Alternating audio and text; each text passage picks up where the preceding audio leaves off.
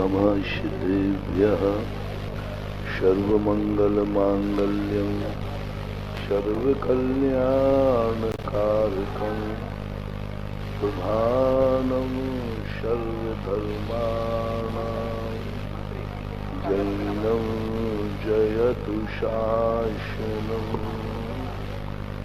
जैनं जयतु शासनं। पंच परमिष्टि भगवान की आचार्य श्री गुरुवर कुंद कुंद महाराज की आचार्य श्री गुरुवर विद्यासागर महाराज की घटना घटने के बाद आदर्श बन जाते हैं, चाहे वो पुण्य रूप हो या पाप रूप हो। कोई बुरी घटना घटती है तो उस घटना को व्यक्ति बार बार जीवित करता है। कोई बुरा आदमी होता है तो उसको बार बार जीवित करता है और उसका विनाश दिखाता है। जैसे रावण की बुराई को हर साल जीवित करके फिर उसका नाश किया जाता है। होलिका पर कंस को जीवित किया जाता है, नाश किया जाता है। ऐसा ही उल्टा होता है धर्म ध्यान में। जब कोई अच्छा कार्य करता है तो उसको बार बार जीवित करके, बार बार पंच कल्याणक करके, बार बार उनकी उस क्रिया को दोहरा करके हमारे मन के लिए, हम अल्पज्ञों के लिए मार्ग प्रदर्शित किया जाता है। क्रिया तो एक बार ही घटती है पंच कल्याणक की। मोक्ष एक बार ही होता है भगवान को, लेकिन हजारों लाखों करोड़ों सागरों से न जाने उनके कितने बार पंच कल्याणक हो चुके हैं। पंचकणक ड्रामा नहीं है, ये पंचकणक कोई नाटक नहीं है। ये पंचकणक उनकी आदर्शता का प्रतीक है, उनके उन पद चिन्हों का प्रतीक है जो सारी जनता को इतने पसंद आए कि हर युवा पीढ़ी, हर युग की पीढ़ी, हर व्यक्ति उसको बार बार देखना चाहता है, उसको बार बार पाना चाहता है। हर गांव वाला चाहता है कि हमारे नगर में पंच कल्याणक हो। सही का पंच कल्याणक एक बारी अयोध्या में हुआ, लेकिन वो पंच कल्याणक इतना आदर्श था कि हर नगर वाला चाहता है कि मेरे नगर में पंच कल्याणक हो। ये नाटक नहीं, ये उसकी आदर्शता है। उसकी एक ऐसी एनर्जी है कि वह भक्ति भान न सही, उसका नाम सही। पूज्यवर समंतभद्र महाराज ने बहुत बड़ी गजब की खोज की, बहुत गजब की खोज की। उन्होंने कहा कि भगवान कोई फर्क नहीं पड़ता आप मोक्ष चले गए, कोई फर्क नहीं पड़ता कि आप मोक्ष में विराजमान हैं, आपका नाम ही काफी है। नाम भी आपके साथ जुड़ जाने से आज नाम में भी वही ताकत है जो आप में थी। अद्याप यस्याजित शासनस्य शताम प्रणेतु प्रतिमंगलार्थम प्रगृह्यते नाम परम पवित्रम सुसिद्धि कामेन जनेन लोके। आप जब थे आपका दर्शन करके लोग मंगल करते थे, लेकिन गजब है आपका, यही तो चमत्कार है कि आज आपका नाम लेते हैं जगत के लोग, उनका मंगल हो जाता है, मंगल हो जाता है। यही बात पूज्यवर मानतुंग आचार्य महाराज ने कही, भगवान आपकी जरूरत नहीं है, आप तो सिद्धालय में विराजो, आपके गुणों के अनुवाद भी की जरूरत नहीं है, स्तवन की भी जरूरत नहीं है। तो संकथा जगताम दुरतानि हन्ति दूरे सहस्र किरणा कुरुते प्रभावे। जैसे दूर से सूर्य अपनी प्रकाश की किरणों से आकाश में स्थित रहकर के भी जमीन को प्रकाशित कर रहा है, ऊष्मा दे रहा है, ऐसे भगवान आप भी सिद्धालय में बैठे हैं, लेकिन आपकी कथा श्रवण मात्र है। आस्ताम तवस्त मन अवस्थ समस्त दोषम त्वसंग कथा जगताम दुरतानि हन्ति। हे भगवान, आपकी कथा मात्र, स्मरण मात्र से हमारे पाप झड़ जाते हैं, स्मरण मात्र से हमारा मन पवित्र हो जाता है, स्मरण मात्र से हमारा रोम रोम पुलकित हो जाता है। वही आदर्शता आज अपन ने एक कैलाश पर्वत बना करके दिखाया। घटना है, प्रतिमा है, साक्षात जिनेन्द्र देव नहीं है, लेकिन जब इस साक्षात की प्रतिमा की अपन ने एक प्रतिरूप बनाया तब भी एक अनुभूति है। पूज्यपाद स्वामी जैसे कहते हैं कि हे भगवान, मुझे आप नहीं मिले तो क्या हुआ, हमें आपकी मूर्ति मिल गई है। आपका समोसा नहीं मिला, हमें जिनाला मिल गया। आप नहीं मिले, मुझे आपका नाम मिल गया। इतनी काफी है, आपकी जरूरत ही नहीं है, हमारे काम इससे ही हो रहे हैं। एक व्यक्ति ने कहा, बोले महाराज जी, आपके भगवान तो कभी लौट के आते ही नहीं है। हमारे भगवान तो भक्तों पर संकट आते हैं, पापियों का अवतार होता है, उनका नाश करने के लिए अवतार लेते हैं। आपको क्या है, आपका संकट आए, आपकी स्थिति आए तो आपका भगवान इतना नाम लेने से क्या होता है? मैंने कहा सुनो महानुभाव, दो प्रकार के प्रभावकारी व्यक्ति होते हैं। एक वह होते हैं जिनसे कहा कि भाई हमारा काम अटका हुआ है, आप यदि हमारे साथ ऑफिस में चलें तो काम हो जाएगा। उसने कहा चलो मैं चलता हूं। वो गया और उसका काम हो गया जाते। दूसरा व्यक्ति ने भी अपने दूसरे प्रभावकारी व्यक्ति से कहा, बोले भाई साहब, आपका यदि कृपा हो जाए तो मेरा काम हो जाए। बोले कौन से ऑफिस हो? फलाना। ठीक है, जाओ मेरा नाम ले लेना। और उसने जाके उनका नाम लिया, काम हो गया। दोनों में महान कौन है, जो साथ जाके काम करावे या जिसके नाम से काम हो जावे? जिसके नाम से काम हो जावे कि साथ जावे? मैंने कि जैनियों का भगवान वो प्रभावकारी है जिसे भक्त के साथ जाना नहीं पड़ता, उसके नाम से काम हो जाता है। तो नाम सताम प्रणेतो प्रतिमंगलार्थ, नाम से ही काम हो रहा है, आपकी मूर्ति से ही काम हो रहा है। आपकी कथा जो हमने 5 दिन तक की, उसी से हमारा काम हो रहा है। सारे जगत को यदि हम वस्तु स्वरूप की अपेक्षा देखें तो हर चीज में आनंद है, और यदि हम डिस्ट्रैक्शन करें तो कुछ नहीं। किसी भी चीज का डिस्ट्रैक्शन कर दो, खत्म हो जाए, कोई चीज में आनंद है ही नहीं। वो बेड़ा घाट का उदाहरण सुनाया था ना। बेड़ा घाट जाने वाला एक टैक्सी वाला बहुत हजारों रुपया खर्च करके आया वाटरफॉल देखने के लिए। टैक्सी की उसने जबलपुर से कहा, भाई उस मालिक ने कहा टैक्सी वाले आप भी चलो देखाओ बेड़ा घाट। बोले कुछ नहीं, क्या जाना है, तुम लोग जाओ, मैं तो सो रहा हूँ। और डॉक्टराबाद की टैक्सी थी।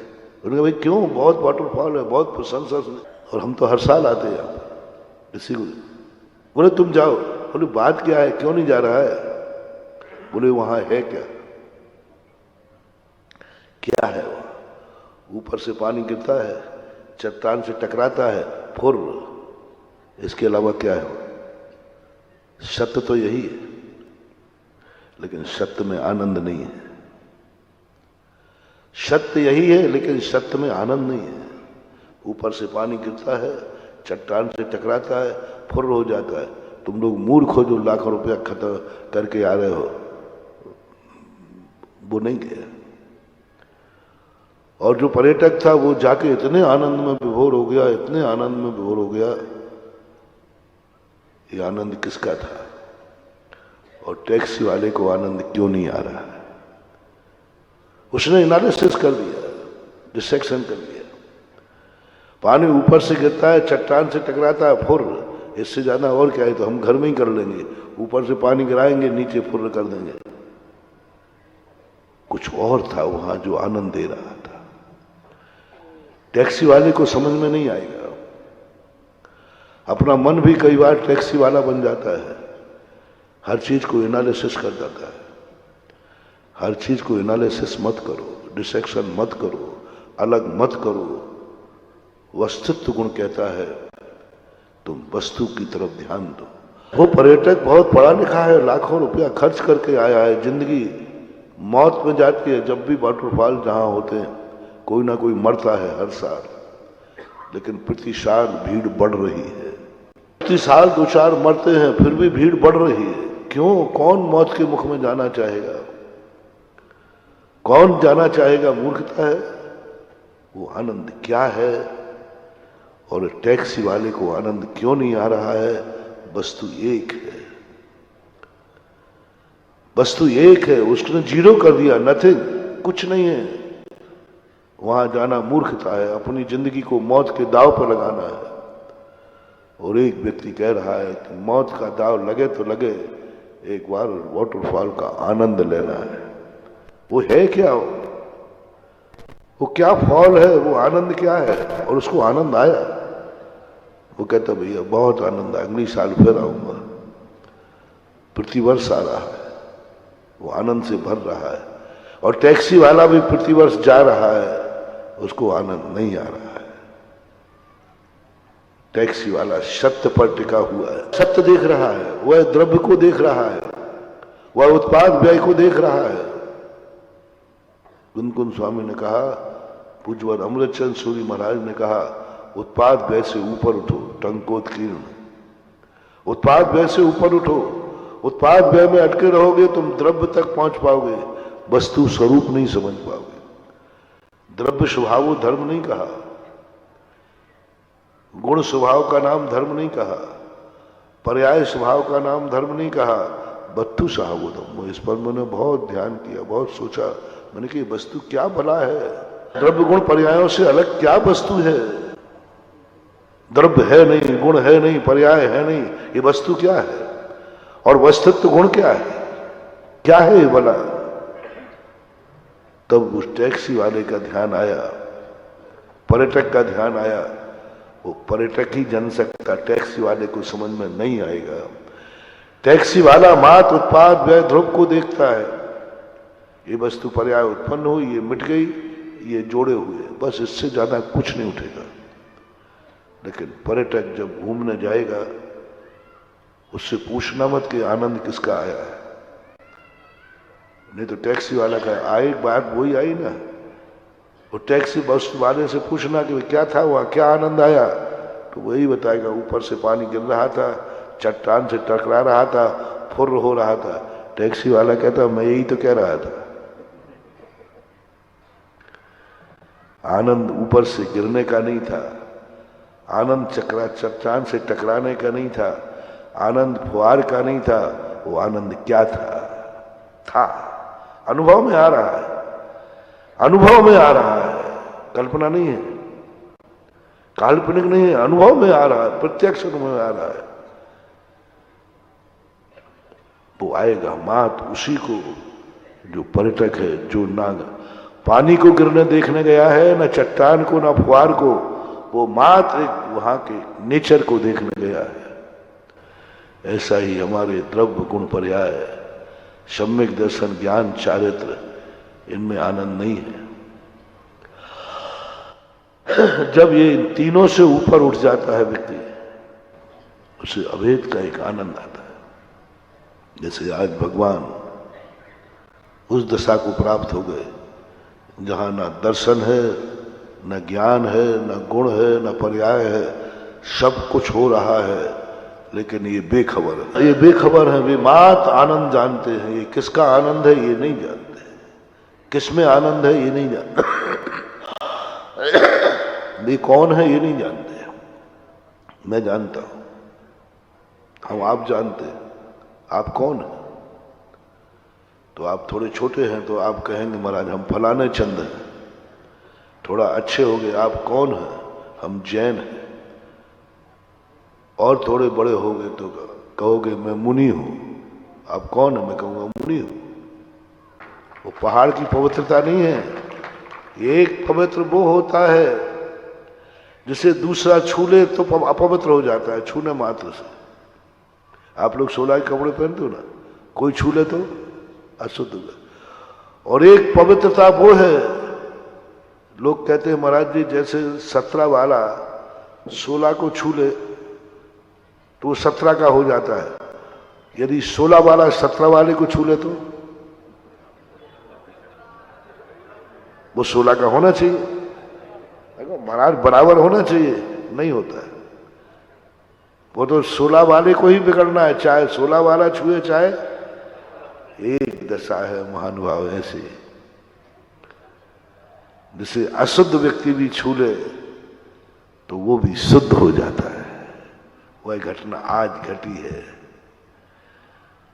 इतनी पावन काया, इतनी पावन काया कि महान अशुद्ध पापी स्थावर पहाड़ जैसे ही प्रभु ने छुआ, प्रभु ने नहीं छुआ, उनके नख के सोने छुआ, वो पहाड़ इतना पवित्र हो गया कि उस मुनिराज वंदना कर रहे हैं और पहाड़ की परिक्रमा लगा रहे हैं। एक दशा ऐसी है जहां अशुद्ध व्यक्ति छू जाए तो वो शुद्ध हो जाता है। मैंने नेमिनाथ भगवान से कुछ नहीं मांगा, मैंने मोक्ष की बात नहीं की, मैंने छपक शरण की बात नहीं की। करते तो कह देते कि ठीक है, पता नहीं कौन से जंगल में ध्यान में बैठ डाल जाते, कहाँ शेर खा जाता, बिच्छू खा जाता। अपन तो होशियारी से मांगते, कहीं हाँ कह दिया तो। और मुझे विश्वास है कि मैं जो मांगू भगवान 1 मिनट की देरी नहीं करेंगे, मिलेगा। क्योंकि जिसका बैंक बैलेंस ज्यादा हो उसको कितने का चेक काट दो, क्या फर्क पड़ता है, तुरंत दे देगा। अपना तो बैंक बैलेंस है, मिल जाएगा। लेकिन कहीं उल्टी आफत में नहीं पड़ जाए, मांग के महाराज ने कह दिया तथास्तु तो आफत हो जाएगी। तो अपन ने तो सीधा साधा मांगा, तथास्तु कह देवे तो अच्छी बात है। मुझे कुछ नहीं चाहिए नेमिनाथ भगवान, बस बस बस मैं इतना पावन हो जाऊं, मेरा मन, मेरा वचन, मेरा द्रव्य, मेरी गुण, मेरी पर्याय इतनी पावन हो जाए, जिस पहाड़ पर बैठूं वो पहाड़ भी पावन हो जाए। मेरी जिंदगी में जो कोई आवे वो पावन हो जाए, अपवित्र ना हो। जिसको भी छुए वो मुझे छुए या मैं उसको छूऊं, वो इतना पावन हो जाए। बस एक अभिशाप मेरी जिंदगी में नहीं चाहिए कि जिसको छूऊं वो अपवित्र हो जाए, अपवित्र हो जाए। मैं तो जहां हूं, मैंने कहा था ना एक दिन ललितपुर के प्रवचनों में, भगवान जन्मे तब भी मां को सूतक नहीं हुआ, घर में सूतक नहीं लगा, क्या पवित्र थे। भगवान का जन्म पांडुकशिला पर जाके हुआ, कोई सुआ सूतक नहीं हुआ। भगवान मरे तो स्मशान घाट नहीं बना, सिद्ध सिद्ध। ऐसी पावनता चाहिए। जो भी मेरी जिंदगी में आवे वो पावन हो जाए, जिसको मैं छूऊं, जहां मैं बैठूं वो पावन हो जाए। कहा पूज्यवर वसुनंदी महाराज ने मूलाचार की टीका में। मुनिराज के दर्शन करने तुम गए, मुनिराज नहीं मिले, इतना पता कर लो कि मुनिराज किस चट्टान पर बैठे थे। उस चट्टान की वंदना करने से मुनि की वंदना का पुण्य हो जाता है, ऐसा वर्णन आया। लेकिन वो ज्यादा समय तक नहीं टिकता। अरहत सिद्ध भगवान जब बनते हैं, करोड़ों सागरों हो गए अजितनाथ भगवान को समय शिखर से मोक्ष जाए हुए, आज भी वो टोंक उतनी ही पावन है। आज वो टोंक पर वंदना करते उतना ही आनंद आता है।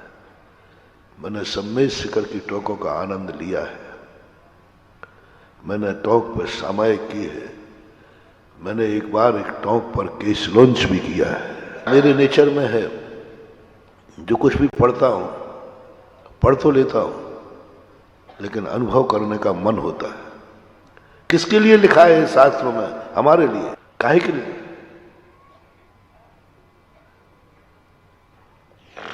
ज्ञान के लिए नहीं पढ़ना कोई चीज। कल भी मैंने कहा था दोपहर, ज्ञान के लिए नहीं पढ़ना, सब जानने के लिए केवल ज्ञान नहीं चाहिए। क्या लिखा है इसमें ये पढ़ना नहीं है, जो लिखा है उसका अनुभव करो। हमारे लिए लिखा है, हमारा कोर्स है। हम अनुभव करेंगे ना, क्या बात होगी। आप बताइए कोई चीज, मैं अनुभव करूंगा। चेतन हूं मैं, ज्ञानवान हूं मैं, मूर्ख नहीं हूं, अनुभव करूंगा। आप मुझे ऐसे ही नहीं मना सकते हो कि आप मैंने कह दिया मान जाओ। जितना मैं अनुभव कर सकता हूं मैं करूंगा, मेरी ताकत है, अनुभव करो। और ये अनुभव में आया, आज भी उन टोकों के बीच में बैठ करके वो आनंद की अनुभूति हुई, वो आनंद आया। सबको आ जाए ऐसा कोई नियम नहीं है।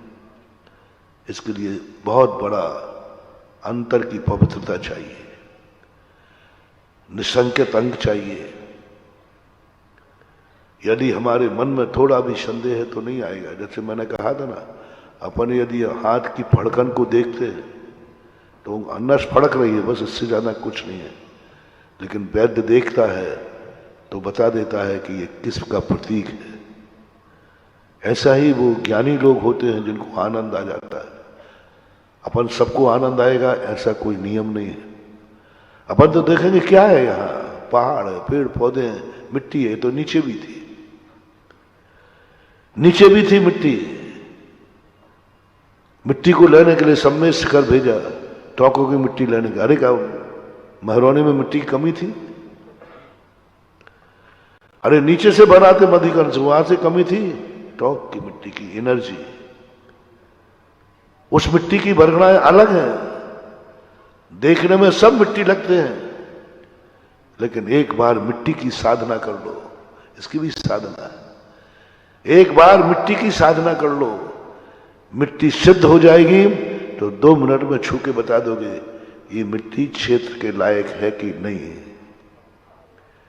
ये मिट्टी मकान के लायक है कि नहीं, ये मिट्टी राजमहल के लायक है कि नहीं, ये मिट्टी ब्राह्मण के लायक है कि नहीं, ये मिट्टी संत के लायक है कि नहीं, ये मिट्टी जैनी के लायक है कि नहीं, ये मिट्टी शूद्र के लायक है कि नहीं, ये मिट्टी पशु के लायक है कि नहीं। ये मिट्टी के गुण है। एक बार साधना कर लो, मिट्टी को उठाते ही बता दोगे कि ये मंदिर के बनने लायक है कि नहीं। मिट्टी की साधना करना है। देखने में सब मिट्टी एक सी लग रही है, कोई मिट्टी में फर्क नहीं है। लेकिन हमारे यहां लिखा है कि मिट्टी में भी हर मिट्टी की एनर्जी अलग अलग होती है।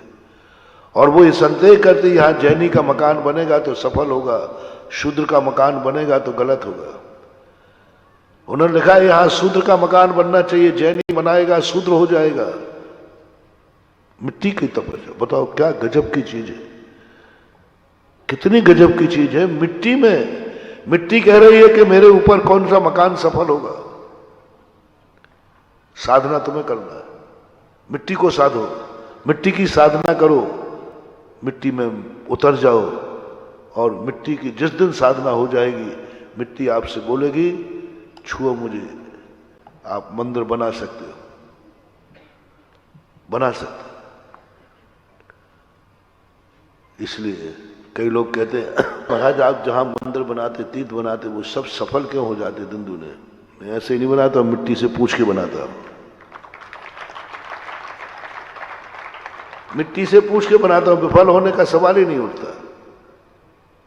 और जब मिट्टी खुद ही अपने आप में मंदिर बनाने की योग्यता रखती है, हमें कोई चिंता होने की जरूरत नहीं है। वो खुद हमारे लिए प्रेरणा देगी, आप यहां बनाइए। बोलती है, यहां तक बोलती है कि यहां पापी जीव रहेगा, पापी जीव के लायक है। यहां मिट्टी पापी को भी जानती है, शूद्र को जानती है, मांसाहारी को जानती है। पापी कहां रह सकता है, वो मिट्टी अलग है इस दुनिया में, जहां पापियों के मकान होते हैं, शूद्रों के मकान होते हैं, ब्राह्मणों के, क्षत्रिय, जैनियों के मकान होते हैं।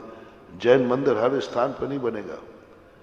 किसी स्थान पर बनाओगे जैन मंदिर समाप्त हो जाएगा, बहुत विपरीत स्थिति बनेगी। और किसी स्थान पर तुम नहीं भी बनाओगे तो बन जाएगा। ऐसी स्थिति को लेकर के आज भगवान की वह काया इतनी पावन थी कि अर्थी जलने के बाद, डेड बॉडी जलने के बाद राख भी अशुद्ध होती है।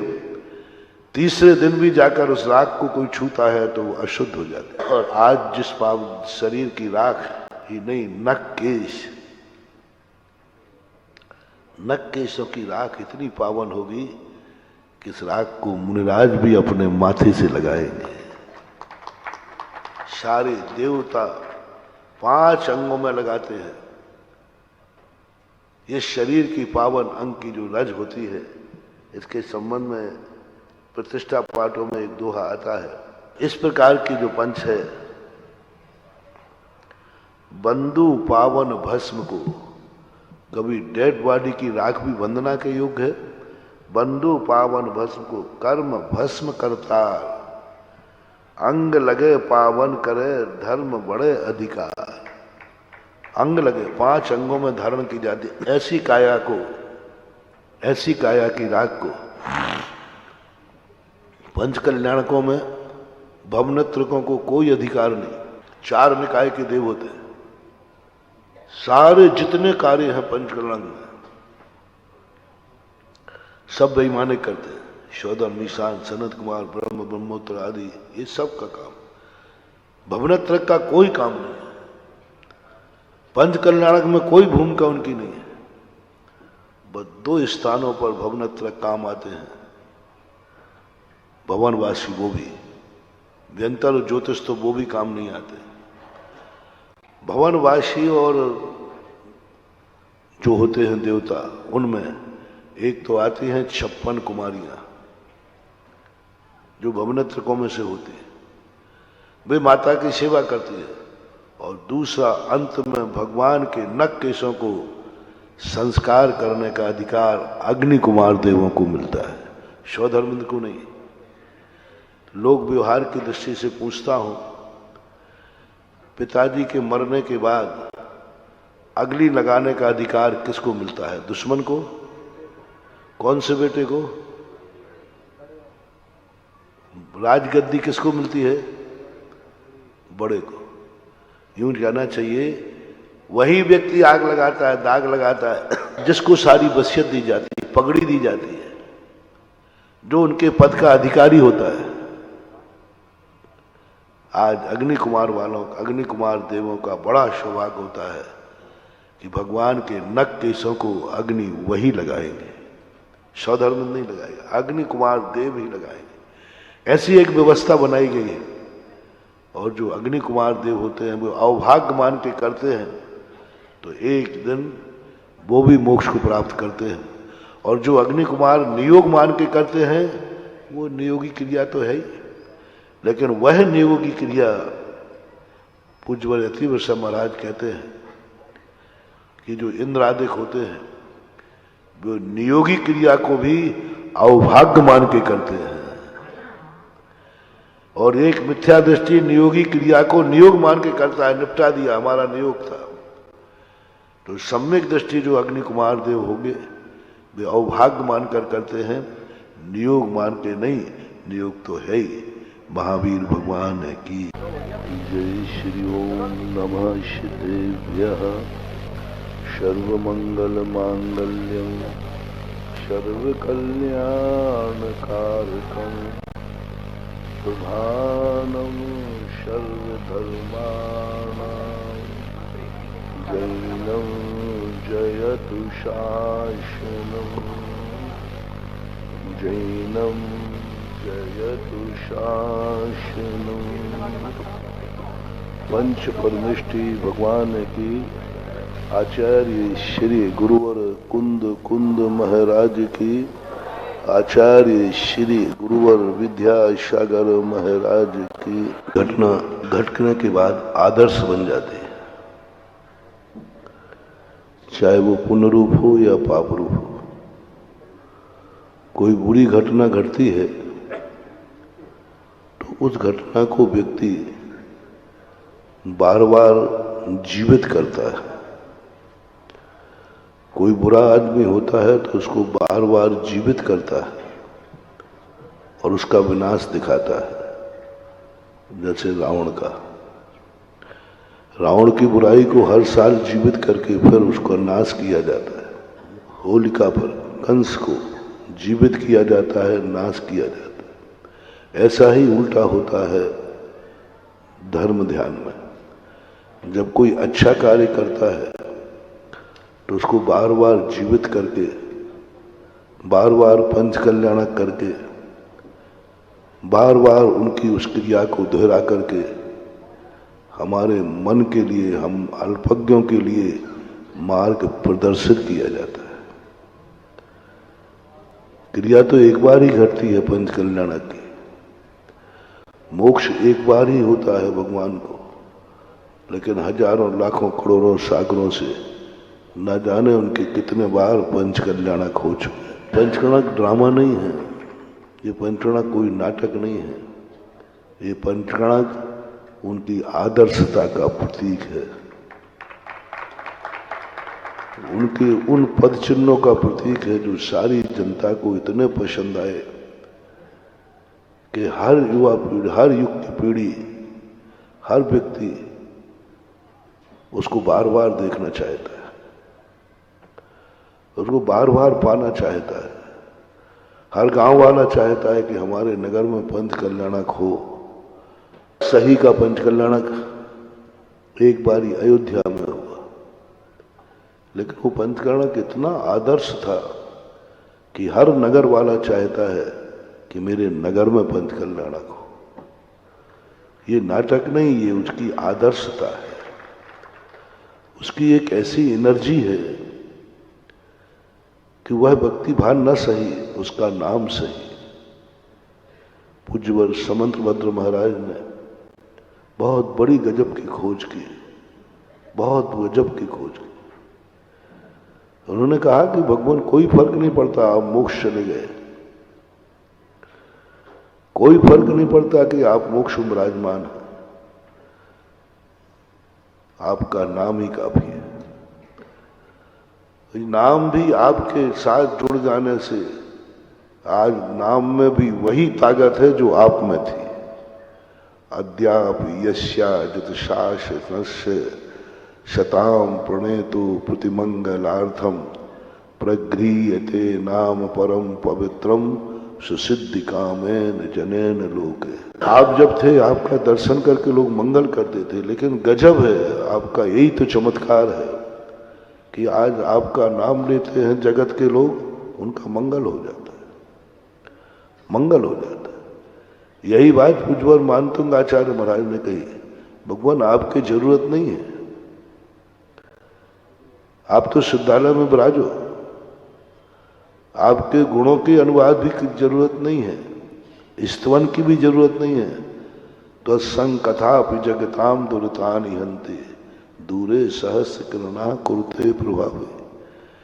जैसे दूर से सूर्य अपनी प्रकाश की किरणों से आकाश में स्थित रहकर के भी जमीन को प्रकाशित कर रहा है, ऊष्मा दे रहा है, ऐसे भगवान आप भी सिद्धालय में बैठे हैं, लेकिन आपकी कथा श्रवण आते हैं। आस्ताम तवस्त मन अवस्थ समस्त दोषम त्वसंग कथा भी जगताम दुर्तानि हन्ति। हे भगवान, आपकी कथा मात्र, स्मरण मात्र से हमारे पाप झड़ जाते हैं, स्मरण मात्र से हमारा मन पवित्र हो जाता है, स्मरण मात्र से हमारा रोम रोम पुलकित हो जाता है। वही आदर्शता आज अपन ने एक कैलाश पर्वत बना करके दिखाया। घटना है, प्रतिमा है, साक्षात जिनेन्द्र देव नहीं है, लेकिन जब इस साक्षात की प्रतिमा की अपन ने एक प्रतिरूप बनाया तब भी एक अनुभूति है। पूज्यपाद स्वामी जैसे कहते हैं कि हे भगवान, मुझे आप नहीं मिले तो क्या हुआ, हमें आपकी मूर्ति मिल गई, आपका समोषण नहीं मिला, हमें जिनाला मिल गया, आप नहीं मिले, मुझे आपका नाम मिल गया, इतनी काफी है, आपकी जरूरत ही नहीं है, हमारे काम इससे ही हो रहे हैं। एक व्यक्ति ने कहा, बोले महाराज जी, आपके भगवान तो कभी लौट के आते ही नहीं, हमारे भगवान तो भक्तों पर संकट आते हैं, पापियों का अवतार होता है, उनका नाश करने के लिए अवतार लेते हैं, आपको क्या है, आपका संकट आए, आपकी स्थिति आए तो आपका भगवान इतना नाम लेने से क्या होता है। मैं कही, सुनो महानुभाव, दो प्रकार के प्रभावकारी व्यक्ति होते हैं। एक वह होते हैं जिनसे कहा कि भाई हमारा काम अटका हुआ है, आप यदि हमारे साथ ऑफिस में चलें तो काम हो जाएगा। उसने कहा चलो मैं चलता हूं। वो गया और उसका काम हो गया चाहते। दूसरा व्यक्ति ने भी अपने दूसरे प्रभावकारी व्यक्ति से कहा, बोले भाई साहब आपका यदि कृपा हो जाए तो मेरा काम हो जाए। बोले कौन से ऑफिस है? फलाना। ठीक है जाओ मेरा नाम ले लेना। और उसने जाके उनका नाम लिया, काम हो गया। दोनों में महान कौन है, जो साथ जाके काम करावे या जिसके नाम से काम हो जावे? जिसके नाम से काम हो जावे कि साथ जावे? मैंने कि जैनियों का भगवान वो प्रभावकारी है जिसे भक्त के साथ जाना नहीं पड़ता, उसके नाम से काम हो जाता।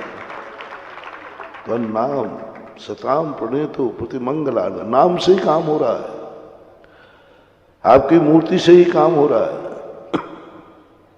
आपकी कथा जो हमने 5 दिन तक की, उसी से हमारा काम हो रहा है।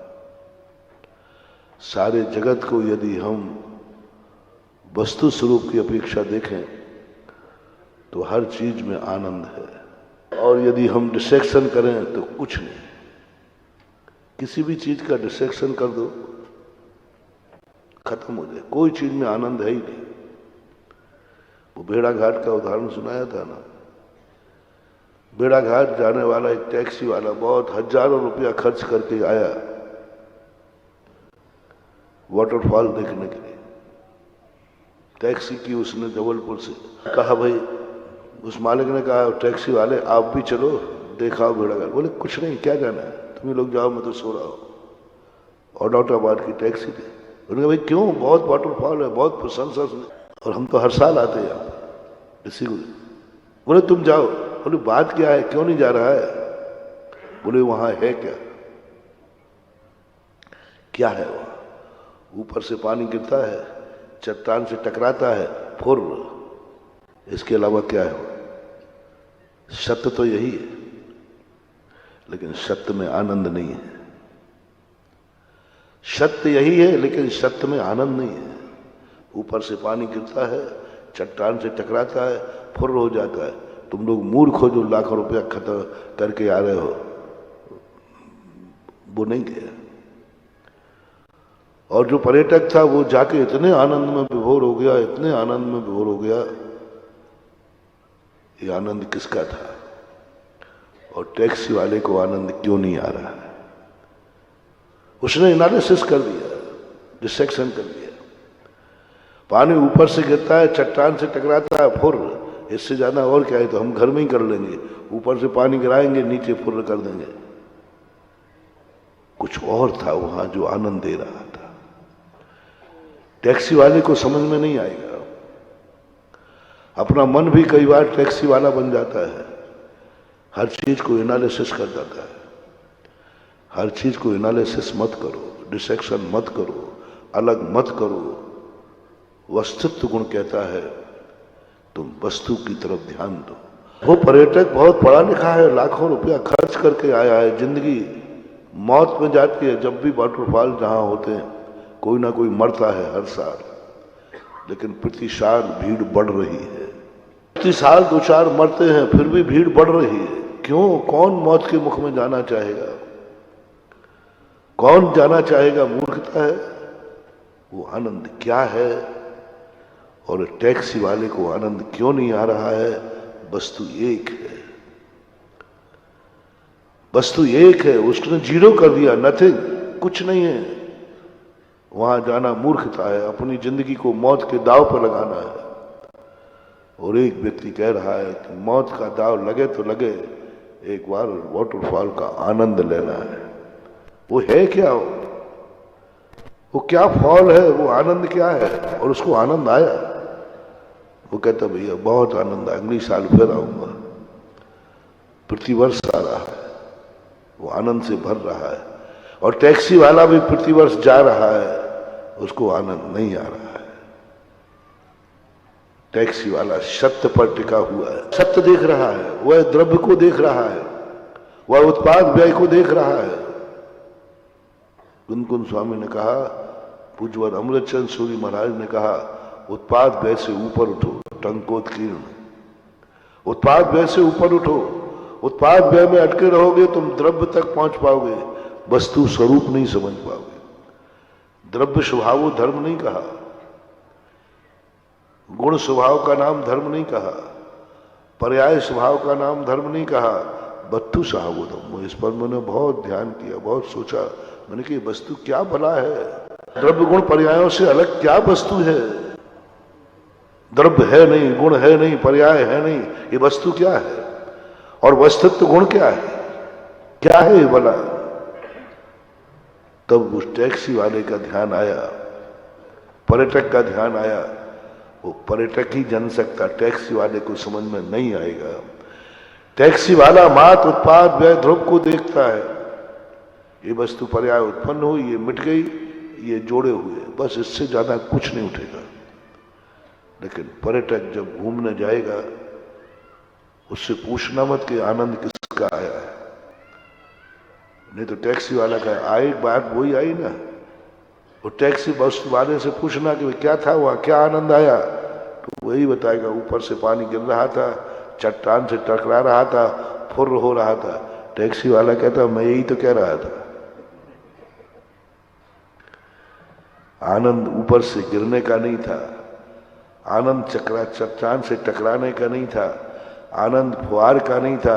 वो आनंद क्या था अनुभव में आ रहा है, अनुभव में आ रहा है, कल्पना नहीं है, काल्पनिक नहीं है, अनुभव में आ रहा है, प्रत्यक्ष अनुभव में आ रहा है। वो आएगा मात उसी को जो पर्यटक है, जो ना पानी को गिरने देखने गया है, ना चट्टान को, ना फुहार को, वो मात्र वहां के नेचर को देखने गया है। ऐसा ही हमारे द्रव्य गुण पर्याय, सम्यक दर्शन, ज्ञान, चारित्र, इनमें आनंद नहीं है। जब ये इन तीनों से ऊपर उठ जाता है व्यक्ति, उसे अभेद का एक आनंद आता है। जैसे आज भगवान उस दशा को प्राप्त हो गए जहां ना दर्शन है, न ज्ञान है, न गुण है, न पर्याय है, सब कुछ हो रहा है, लेकिन ये बेखबर है। ये बेखबर है, वे मात्र आनंद जानते हैं। ये किसका आनंद है ये नहीं जानते, किसमें आनंद है ये नहीं जानते, वे कौन है ये नहीं जानते। मैं जानता हूं, हम आप जानते हैं, आप कौन है? तो आप थोड़े छोटे हैं तो आप कहेंगे महाराज हम फलाने चंद हैं। थोड़ा अच्छे हो गए, आप कौन हैं? हम जैन हैं। और थोड़े बड़े हो गए तो कहोगे मैं मुनि हूं। आप कौन है? मैं कहूंगा मुनि हूं। वो पहाड़ की पवित्रता नहीं है। एक पवित्र वो होता है जिसे दूसरा छू ले तो अपवित्र हो जाता है, छूने मात्र से। आप लोग 16 के कपड़े पहनते हो ना, कोई छू ले तो अशुद्ध हो। और एक पवित्रता वो है, लोग कहते हैं महाराज जी जैसे 17 वाला 16 को छू ले तो वो 17 का हो जाता है, यदि 16 वाला 17 वाले को छू ले तो वो 16 का होना चाहिए। देखो महाराज बराबर होना चाहिए, नहीं होता है। वो तो 16 वाले को ही बिगड़ना है, चाहे 16 वाला छुए चाहे। एक दशा है महानुभाव ऐसे, जिसे अशुद्ध व्यक्ति भी छू ले तो वो भी शुद्ध हो जाता है। वह घटना आज घटी है। इतनी पावन काया, इतनी पावन काया कि महान अशुद्ध पापी स्थावर पहाड़ जैसे ही प्रभु ने छुआ, प्रभु ने नहीं छुआ, उनके नख केशों ने छुआ, वो पहाड़ इतना पवित्र हो गया कि उस मुनिराज वंदना कर रहे हैं और पहाड़ की परिक्रमा लगा रहे हैं। एक दशा ऐसी है जहां अशुद्ध व्यक्ति छू जाए तो वो शुद्ध हो जाता है। मैंने नेमिनाथ भगवान से कुछ नहीं मांगा, मैंने मोक्ष की बात नहीं की, मैंने छपक शरण की बात नहीं की। करते तो कह देते कि ठीक है, पता नहीं कौन से जंगल में ध्यान में बैठ डाल जाते, कहां शेर खा जाता, बिच्छू खा जाता, अपन तो होशियारी से मांगते हैं, कहीं हाँ कह दिया तो। और मुझे विश्वास है कि मैं जो मांगू भगवान 1 मिनट की देरी नहीं करेंगे, मिलेगा। क्योंकि जिसका बैंक बैलेंस ज्यादा हो उसको कितने का चेक काट दो क्या फर्क पड़ता है, तुरंत दे देगा। अपना तो बैंक बैलेंस है, मिल जाएगा। लेकिन कहीं उल्टी आफत में नहीं पड़ जाए मांग के, महाराज ने कह दिया तथास्तु तो आफत हो जाएगी। तो अपन ने तो सीधा साधा मांगा, तथास्तु कह देवे तो अच्छी बात है। मुझे कुछ नहीं चाहिए नेमिनाथ भगवान, बस बस बस मैं इतना पावन हो जाऊं, मेरा मन, मेरा वचन, मेरा द्रव्य, मेरी गुण, मेरी पर्याय इतनी पावन हो जाए, जिस पहाड़ पर बैठूं वो पहाड़ भी पावन हो जाए। मेरी जिंदगी में जो कोई आवे वो पावन हो जाए, अपवित्र ना हो। जिसको भी छुए वो मुझे छुए या मैं उसको छूऊं, वो इतना पावन हो जाए। बस एक अभिशाप मेरी जिंदगी में नहीं चाहिए कि जिसको छूऊं वो अपवित्र हो जाए, अपवित्र हो जाए। मैं तो जहां हूं, मैंने कहा था ना एक दिन ललितपुर के प्रवचनों में, भगवान जन्मे तब भी मां को सूतक नहीं हुआ, घर में सूतक नहीं लगा, क्या पवित्र थे। भगवान का जन्म पांडुकशिला पर जाके हुआ, कोई सुआ सूतक नहीं हुआ। भगवान मरे तो स्मशान घाट नहीं बना, सिद्ध सिद्ध। ऐसी पावनता चाहिए, जो भी मेरी जिंदगी में आवे वो पावन हो जाए। जिसको मैं छूं, जहां मैं बैठूं वो पावन हो जाए। कहा है पूज्यवर वसुनंदी महाराज ने मूलाचार की टीका में। मुनराज के दर्शन करने तुम गए, मुनराज नहीं मिले, इतना पता कर लो कि मुनराज किस चट्टान पर बैठे थे। उस चट्टान की वंदना करने से मुनि की वंदना का पुण्य हो जाता है, ऐसा वर्णन आया। लेकिन वो ज्यादा समय तक नहीं टिकता। अरहत सिद्ध भगवान जब बनते हैं, करोड़ों सागरों हो गए। अजितनाथ भगवान कोई सम्य शिखर से मोक्ष जाए हुए, आज भी वो टोंक उतनी ही पावन है। आज वो टोंक पर वंदना करते उतना ही आनंद आता है। मैंने सम्य शिखर की टोंकों का आनंद लिया है। मैंने टोंक पर सामायिक की है। मैंने एक बार एक टोंक पर केस लॉन्च भी किया है। मेरे नेचर में है, जो कुछ भी पढ़ता हूं, पढ़ तो लेता हूं, लेकिन अनुभव करने का मन होता है। किसके लिए लिखा है शास्त्रों में? हमारे लिए। काहे के लिए?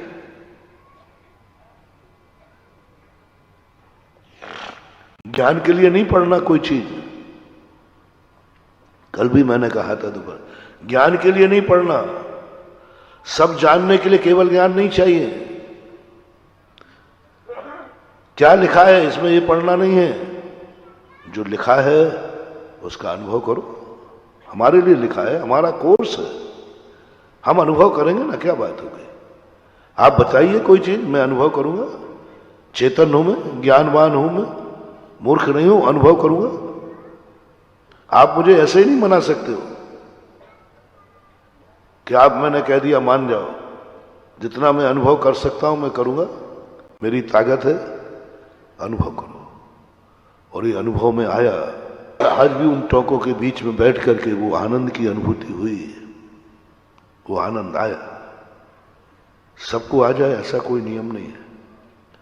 इसके लिए बहुत बड़ा अंतर की पवित्रता चाहिए, निसंकेत अंग चाहिए।